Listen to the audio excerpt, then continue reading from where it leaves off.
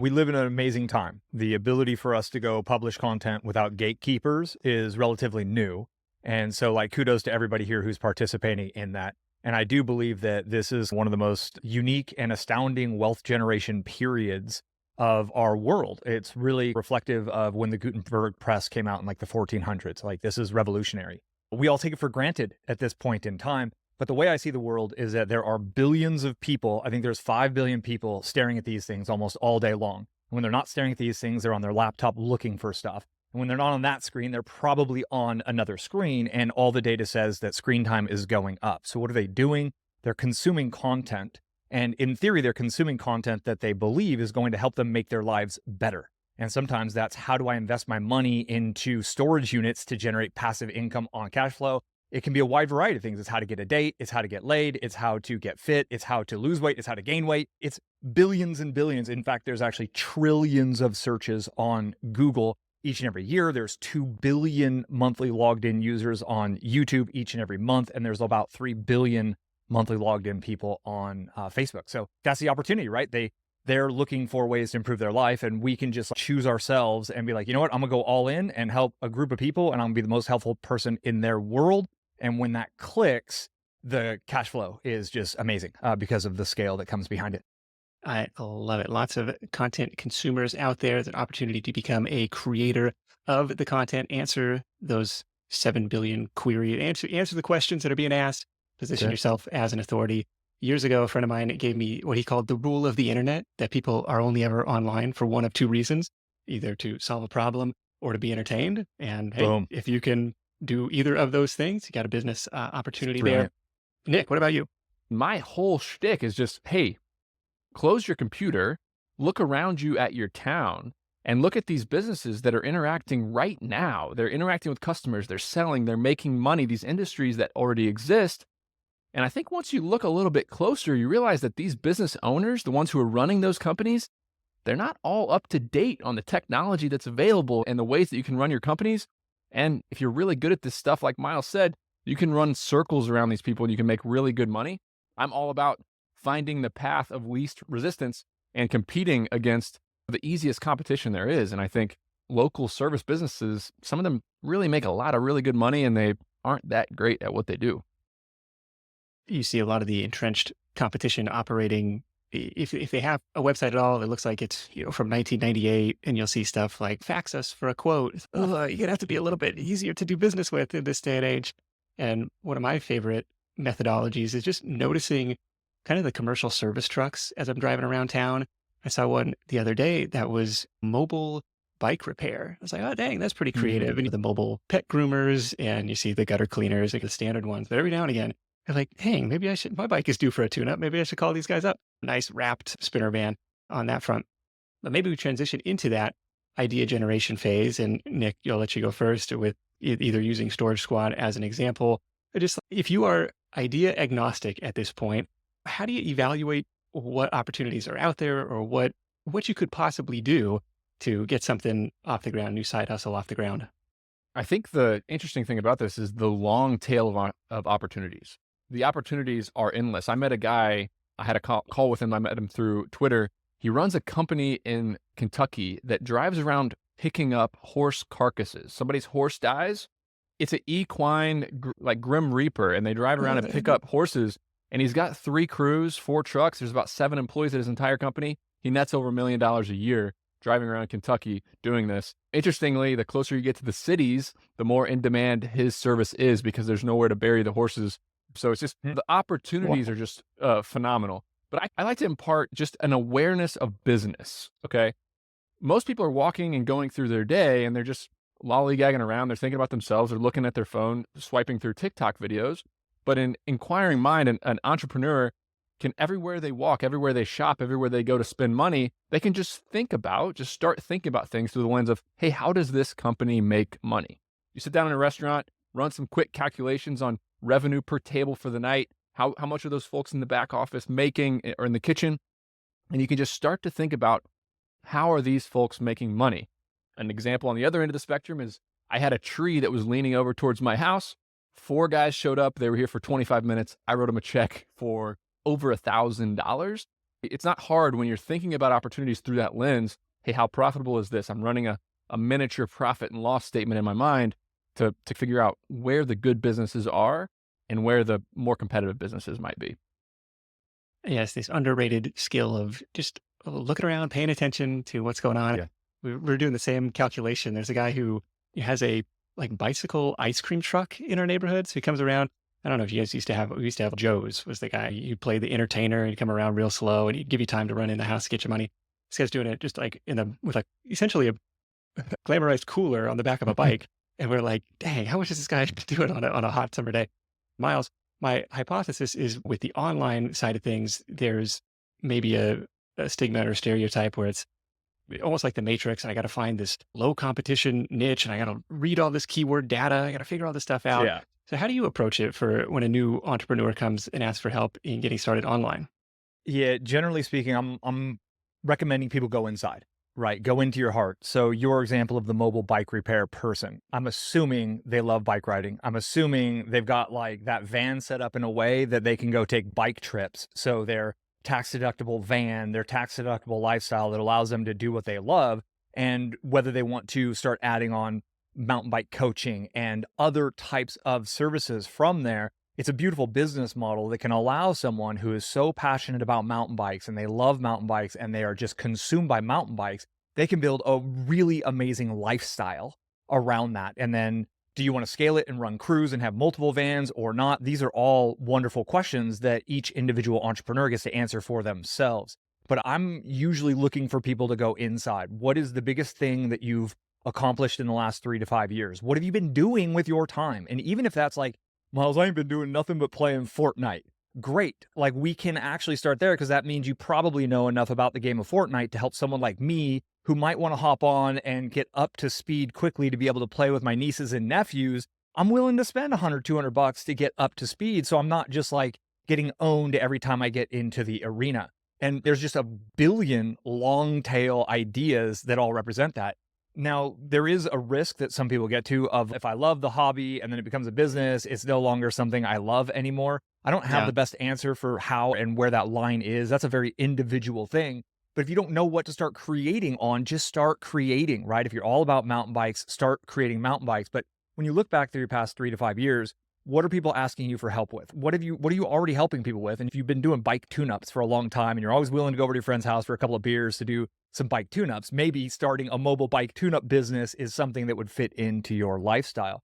And then for the people who are like, yeah, but I got nothing. In the last 3 to 5 years, I've literally been doing nothing but petting my cat. Then where do you want your life to go in the next 3 to 5 years?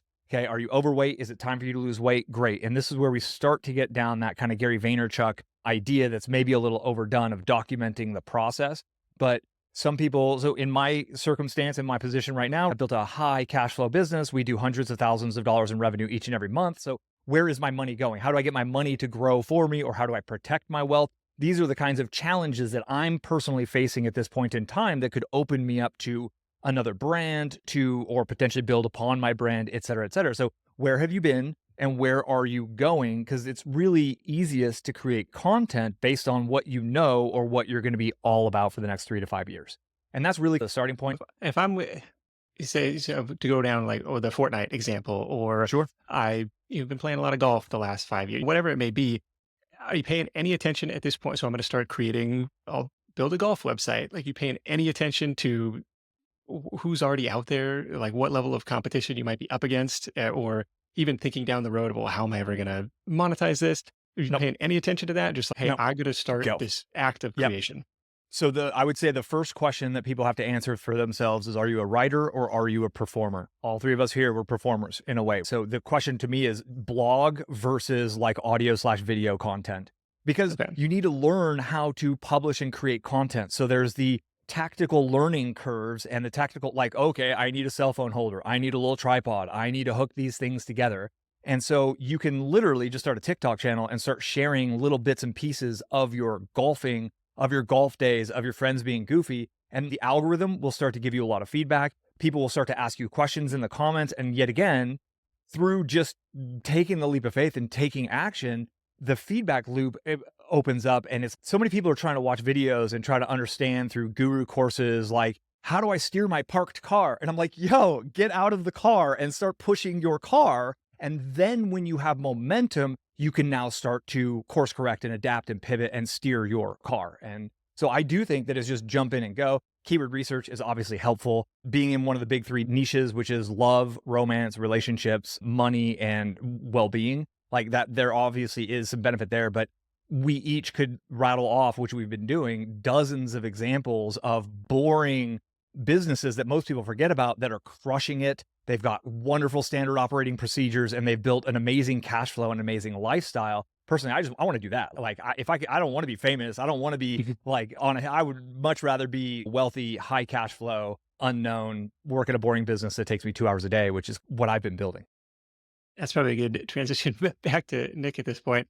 So first off, I met someone at a recent podcasters meetup in Seattle, and her advice, which I thought was really good, was pay attention to what you pay attention to in terms of idea generation, niche selection. What are you into? What do you care about? But I'll throw this back to Nick because I remember from our original episode, probably 2019-ish, you said, under no circumstance are you allowed to start a business around your passion. People are passionate about things, which means they do irrational things like work for free. I don't want to be in a market where people are working for free. So I'll tee that back up to you. Yeah, I think it's this world, we pick who we want to compete with. You're choosing your competition. And I see there's some competitive areas because it's fun. A business that's fun is going to have more people drawn towards it, and the cream will rise to the top. And 900 people who want, of 1,000 people who may want to become an influencer, maybe only 100 of them will get the momentum and kind of get that leap of faith forward. But if I look at industries where the person who's doing this business and making a lot of money, they're not that smart, like frankly. Look at real estate is the highest concentration of wealthy, dumb people. I'm one of them. Like that's just the truth. But as far as, okay, if I'm going to become a influencer and I'm going to get that following, there's also something that's really important about that is that people want to follow people who are successful and already have done something. So like the quickest way to get that following sometimes is to do something unsexy, make the money, and then once you've made the money, you can grow. And I also think like you're looking at the market unemotionally and realizing that as an entrepreneur, it's not necessarily about me. Like it's not about me. It's not about what I want. So when you talk to some entrepreneurs and I love this and I want that and you realize that, oh, this business is all about you. It's not at all about what the market wants, what somebody's willing to pay you for. So if you can separate yourself from the business that you're going after, you can look at the market unemotionally and say, hey, who can I compete with? What gives me the best odds of success? And then once you work through that process, you realize that every business, if you start to do it well and you start to do it at scale, every business is the same. It's hiring, managing, firing, solving problems. Running a company is running a company, and no matter what industry. So you might as well pick something that gives you the best opportunity to earn versus, hey, what do I love doing? Because yes, you can run a 3 or 4 person business and earn money by doing the actual work. But if you want to scale, if you want to take your business to the next level, you're not going to be doing that work anymore, no matter what field you pick. I think that's a great distinction there too, because like some people literally just want to make $1,500 a month more, $3,500 a month more. And they've got so much, they just want that little extra nug and they want to trade some of their free time that they have that they're scrolling. And they're like, man, I know there's a way for me to change my relationship with my devices in a way and get it working for me. The ultimate truth in entrepreneurship from my perspective is a Zig Ziglar quote, you can have anything you want in this world if you help enough other people get what they want. So getting good at helping other people get what they want is the key, whether that's a clean yard with no dog do in it and you're willing to go do that, or whether that's entertaining videos on TikTok, it's irrelevant. And I think my niche particularly, and Nick, you're in this, well, we're all in this niche a little bit, right? The make money online / internet marketing niche. A lot of people look at it and they're like, ooh, I want to be that guy. And it's, no, you don't. Like the competition is a bunch of assassins. Like the money is not actually as good as people think it is in this niche. My wife and I have a brand that's in the spirituality and meditation space that we've been running since 2009. The absolute bulk majority of my income comes from there, partly because I teach everything for free, but I had to do something to stand out. I had to be different. And I'm looking at all these assassins with their killer sales pages and their amazing funnels with their $30,000 programs on the back end of everything. I'm like, how can I ever compete against these people and still bring my truth out to the world, bring my divine spirit out to the world through content?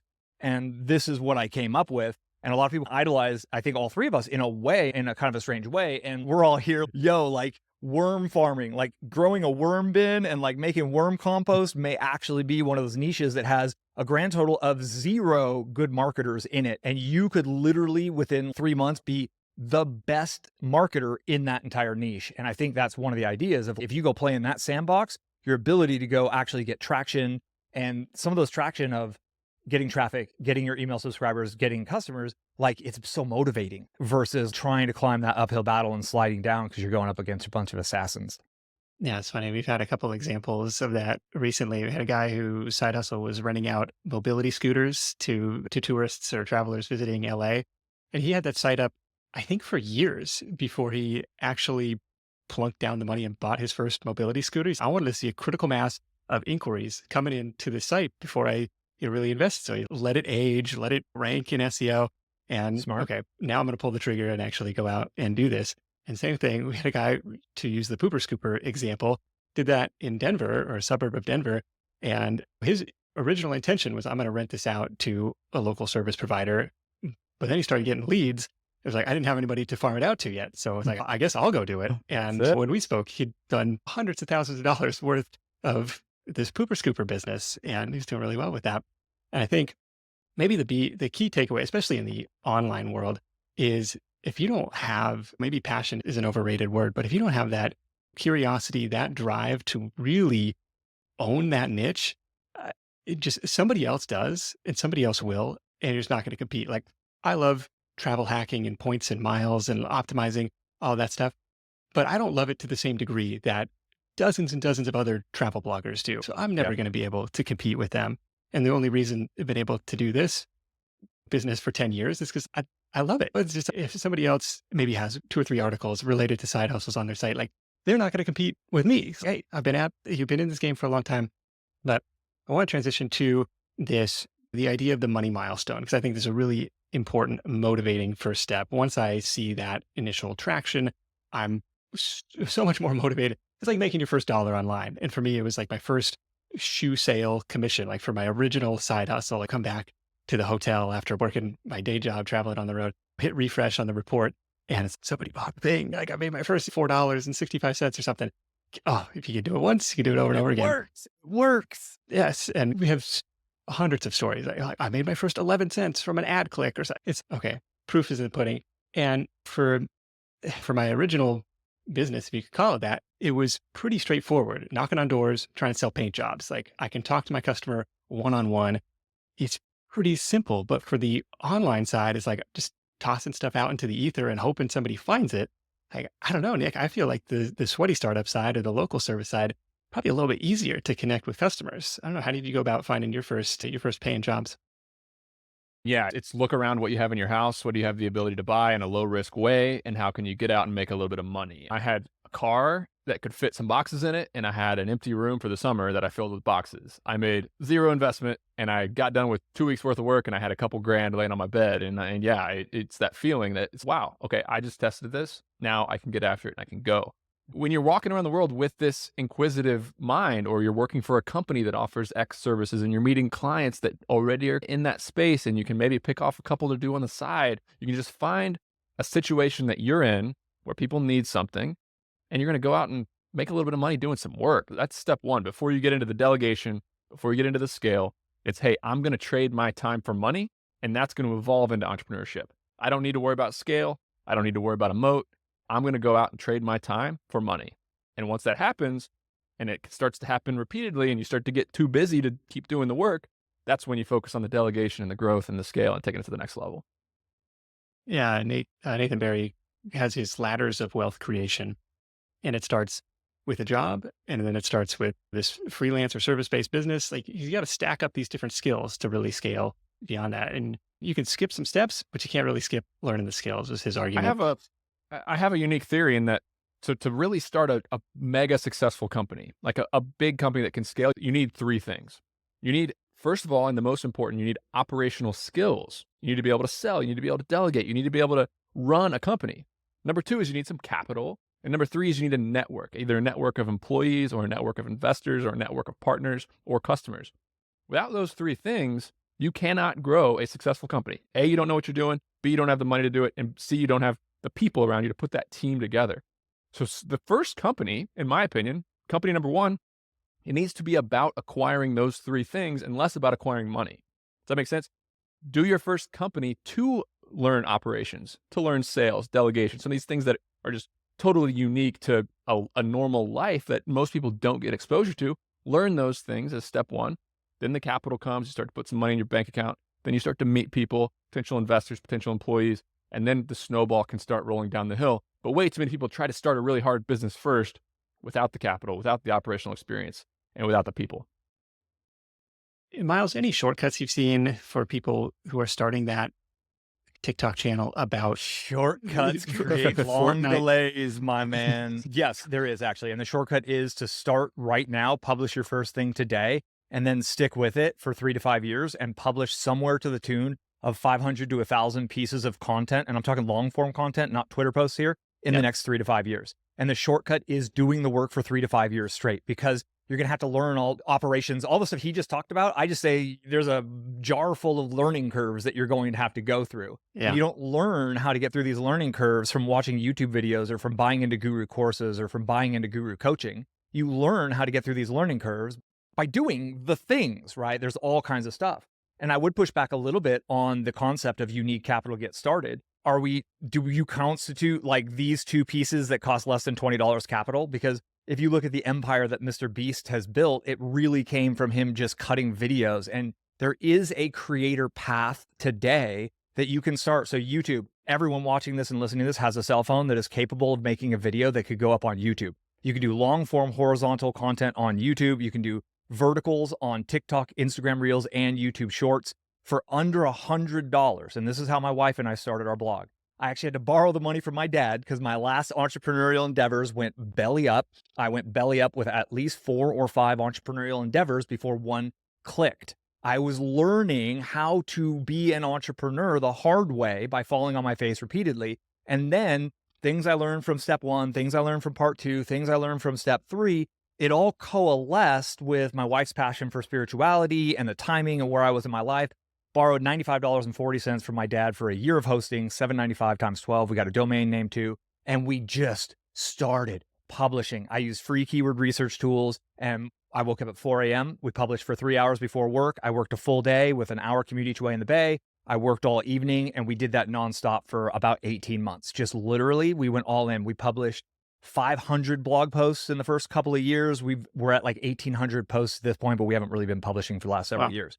And so there is the potential to bootstrap an audience. And once you have an audience, YouTube will partner with you on the ad revenue. I don't think that's the best approach to making money per se, but it's possible. You could throw Google ads on your website. It's not the best approach to making money, but you can do it and it will generate cash flow if you have nothing. I love the observation, and also be observant of how you feel while you're doing the things. So if you're the golf guy and you're out golfing, you're like, all right, I'm gonna do it. I'm gonna do 3 TikToks a day and I'm gonna start TikToking golf. And at the end of day 3, you've done 9 of them and you're like, I hate myself. I don't like the way I feel on camera. Like I feel like I despise being a TikToker. Perfect. That is wonderful feedback. So now what's your pivot? Don't stop, right? What do you try next? What do you try next? And for some people, it might be grabbing the bucket and the sponge and seeing if you can clean the neighbor's windows. It might be flipping stuff on eBay. It might be trying different things to find where there's a market that has a need that you can fill and you don't feel like a total schmuck doing it. Okay. And it's just, again, you can't steer a parked car. I had an old beat up Datsun that I used to have to push start it myself. It was a Datsun 510, coolest car in the world, by the way, but it had battery issues and I would have to push start it myself. So sometimes you got to get out and you look like a fool, you feel like a fool, but like, how bad do you want it? And I know each and every one of us on this call, like we've all done things like that we had to do, we had to get through. It sucked in the moment. Embrace the suck, because the success that you desire is on the other side of a lot of little failures. And people are trying to avoid fail. I just want to know the thing that'll work. Like, Miles, is there a business you can guarantee will work for me? It's like, yeah, it's called like failing repeatedly for about 5 years and then something will absolutely click for you, which is a little disheartening for people, but I would rather be honest versus hyping you up about passive income as if somehow being a creator is easy. It's not, but it's a whole lot better. I was a customer support rep. I was getting yelled at on the phone for $20 an hour, commuting an hour each way. That is real. 40 years of that Ooh, that's where I found that motivation to just like willing to be a fool, willing to show up on YouTube, willing to make my YouTube videos like derp face on my YouTube videos because I get 2% higher click-through rate on them than the other ones because like, how bad do you want it? Yeah, there's something to that. Be willing to commit to it for the long haul and agree with you that you don't need a ton of startup capital to build an online content business. The question is, you're 6 months into it, you're 12 months into it, you're just not seeing the results. You're not seeing the traction. Nobody's watching this stuff. Nobody's reading this stuff. Do you commit to that for another 4 years, like hoping and praying that there's something at the end of Yeah. that tunnel? Or at what point do you So have to throw in the towel and pivot?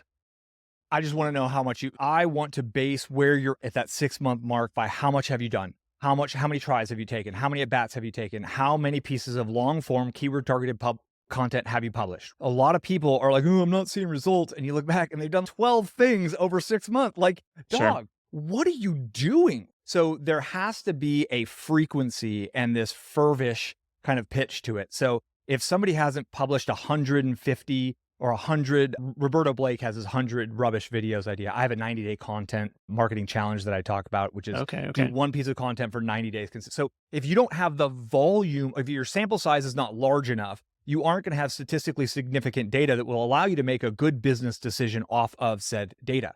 Now, if you try this and you pivot and you try that, you pivot and you try that and you pivot, every time you pivot, you start back at zero. And this is what a lot of people are doing. They're like, oh, dropshipping sounds great. Oh, that sounds great. And they're just jumping over here, over there, and they never get the power of compounding working for them. And obviously, Nick, is like the power of compounding is real. You start stacking up cash flow real estate, and it's wow. Like I love cash flow real estate. I've been a flipper, and I just did another deal recently that's got some great cash flow to it. So the power of compounding is real, but the power of compounding also works in content, right? Google, YouTube, TikTok, they don't really trust you on your first uploads because there's so many spammers trying to put up AI rubbish, and they're just trying to like clog up the search. So you have to break through the algorithm. You got to break through your stuff, and it generally takes hundreds of pieces of content before you really know if you're on the right path or not. So for me, it's like, how fast can you do 200? Can you do it in 6 months? Like, why not? What else are you doing with your time? It doesn't take that long. And for a lot of people, it's just addiction to consuming content, feeling like that's working in some weird way. People ask me all the time, they say, Nick, how did you get 300,000 followers on Twitter? I want to be, and I'm speaking specifically to the business management, money-making type of content influencer. That's what I meant. The best way to get a big following if you want to be known for building businesses or making money is to stop tweeting and like actually go out and make some money. Nobody wants to follow somebody in the business money-making space if they haven't actually done it and they haven't actually made money. So step one, put Twitter away, go build a business. Get rich first, then people will follow you. Talk about what you're doing. Yeah, and you can build along the way. And there's rare examples of folks getting pretty big on Twitter by telling stories of other entrepreneurs. That's a way to do it as well. But the surefire way is people want to follow special people. That's why all the most followed people on Instagram are professional athletes. They're world-class actors, singers. They want to follow elite people. The best way to get a following is to be elite. That's the hard part that nobody wants to do. That's leadership, right? A leader is not someone swinging in a hammock, passive income, telling other people what to do. No, a leader is there with the spoon in front of the pile of manure, shoveling the manure day after day after day. And I remember when vlogging was really big a few years ago, and it's fun to see how TikTok and Reels killed vlogging in a sense. Everybody wanted to be a vlogger, right? Everyone wanted to be a Casey Neistat, and it's then go live an interesting life. Sell everything you own and go be a nomad for 5 years, which is something my wife and I did. We donated and just got rid of everything. We lived completely nomadic for 5 years straight. That's really freaking interesting. It's extremely difficult. It's risky. We hit points where we were like, how the did we get, what are we doing with our, you got to get to those points to become the kind of person who deserves an audience, right? And most people are boring. They aren't doing anything. They're watching a bunch of people. They think that would be fun. Then they watch some guru webinar that says, oh yeah, and it's easy because you can do faceless videos and blah, blah, blah. And they just end up spending a couple of grand. And eventually it's, oh, these are all lies. They're all liars. And they go back to their day job and it's go make lightning strike. What is lightning striking? That's making a sale of some sort, flipping something on eBay, doing something that gets someone to send you money, someone you've never met before, or someone you just getting someone to give you money for a thing, a service, something. Once you get lightning to strike once, can you get lightning to strike a couple times a day? And then if you get it done a couple days, man, how big of a pump can you build on that thing? And then how can you merchandise on it? And it is a process.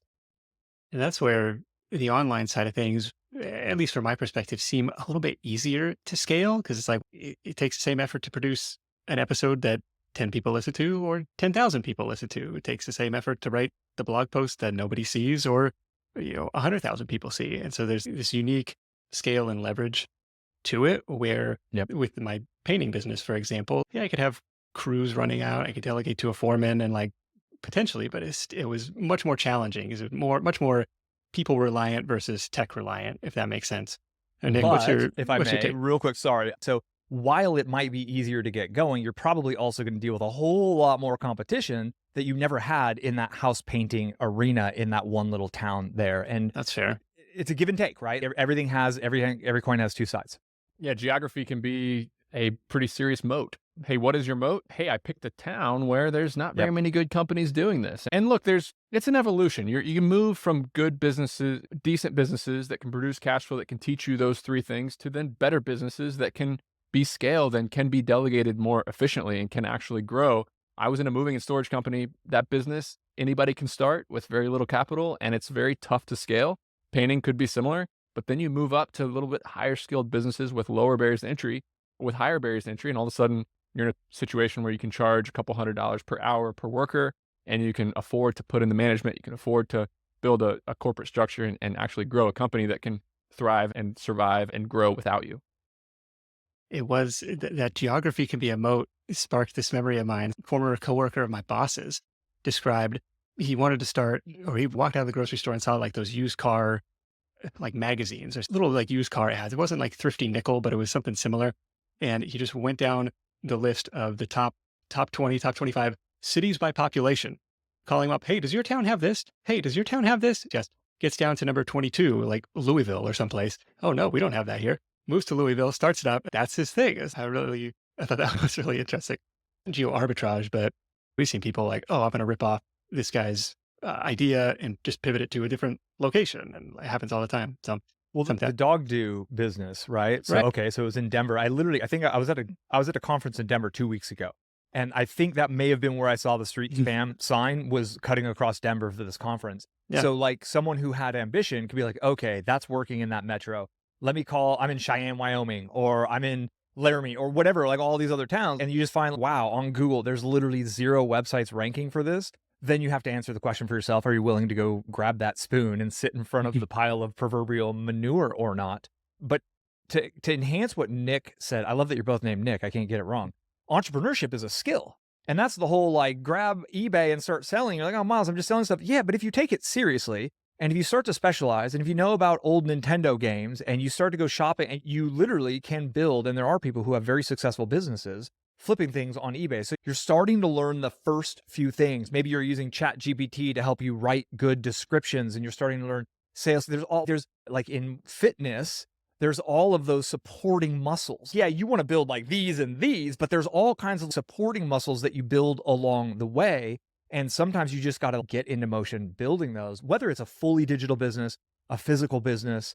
Man, selling real things is a lot easier than selling ideas. I will say that, like from a sales copy perspective and the amount of effort required to selling services, people don't want to do stuff. Like, do I really want to go out and wash all of my windows? Like, kind of, not really. I'm in the middle of nowhere, so I don't have an option for that personally. But if you go do things people aren't willing to do, it's really easy for them to say yes.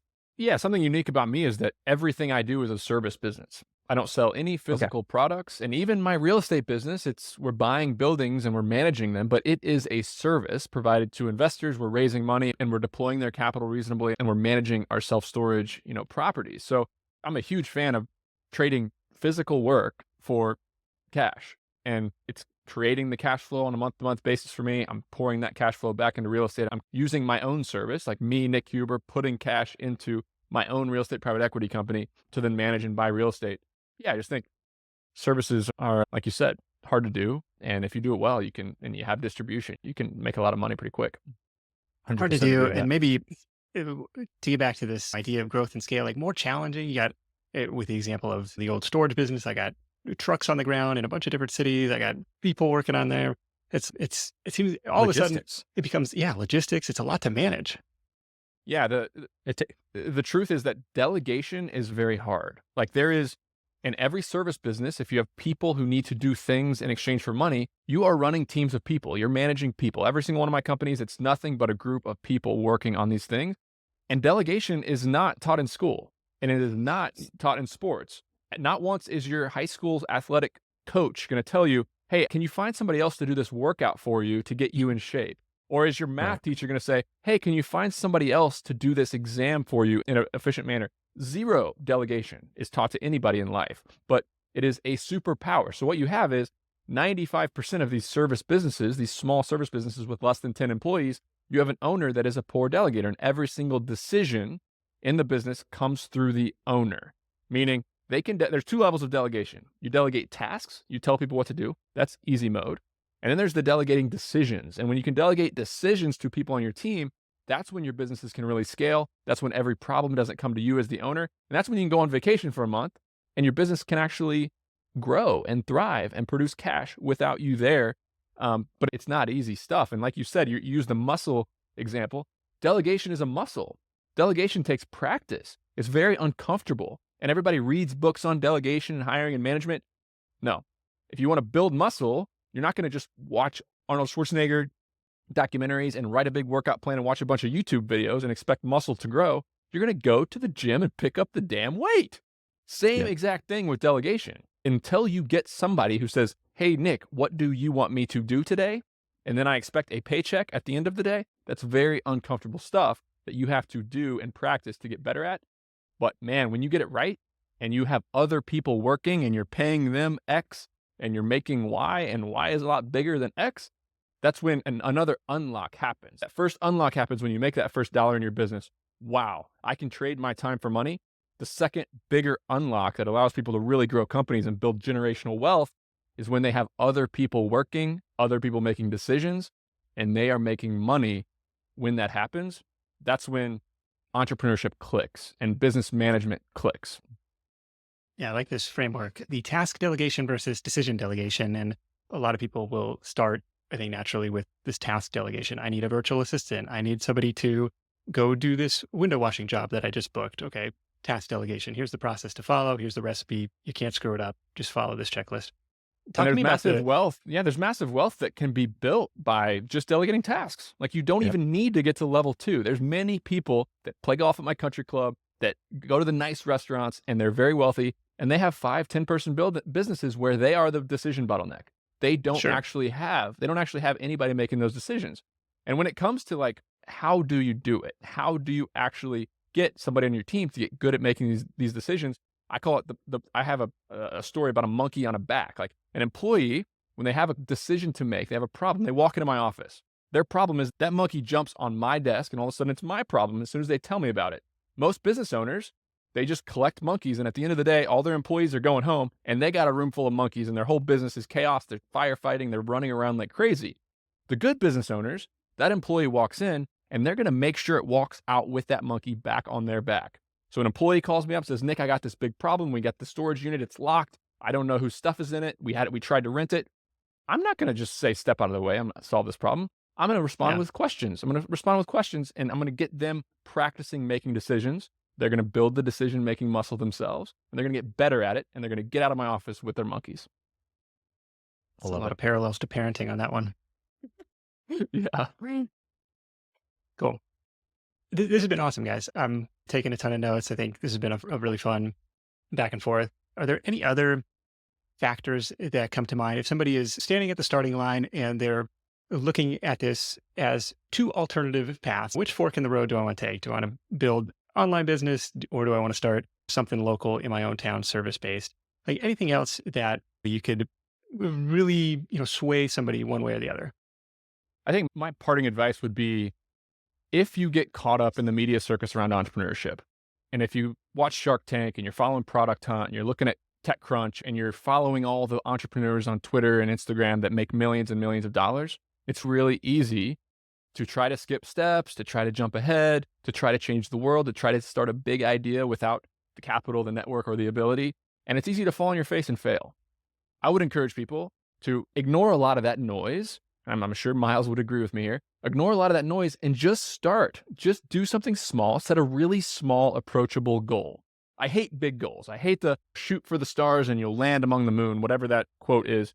It makes me mad. Like, you need to actually set a small goal. Set a really small goal. I want to put $1,000 extra in my bank account instead of scrolling TikTok. And if you do that and you just understand that, look, this is a marshmallow game. This entire entrepreneurship thing, it takes 5 years to get some momentum. It takes 10 years to get generationally wealthy if you do it right. And if you're not willing to delay gratification and make decisions 5, 10 years down the road, you're going to fail. So if you get ahead of yourself and if you start idolizing entrepreneurs that are way more successful than you, start taking shortcuts, don't build those skills, it's really easy to just fail and end up going to get a job. That's Absolutely. brilliant. That's some brilliant advice. I just want to echo the delayed gratification piece. So I've published recently video, I don't even know, 700, let's say 775, give or take. So a lot of people will publish video number 4 and they'll be like, oh man, my video sucked. Let me look at what Miles did. Like, God, Miles, your videos are so good. Yeah, don't compare your step number 4 with my step number 778, okay? That's just a recipe for you getting your ego mind engaged for a toxic internal conversation, which is going to stop you from taking any action at all. I love the idea of small goals. Make your first dollar. Can you get lightning to strike? Can you get people to watch your videos? Can you get people to engage with your content? All three of us, I think we would agree, like, how awesome is life when you're on the other side of that failing forward process of 3 to 5 years?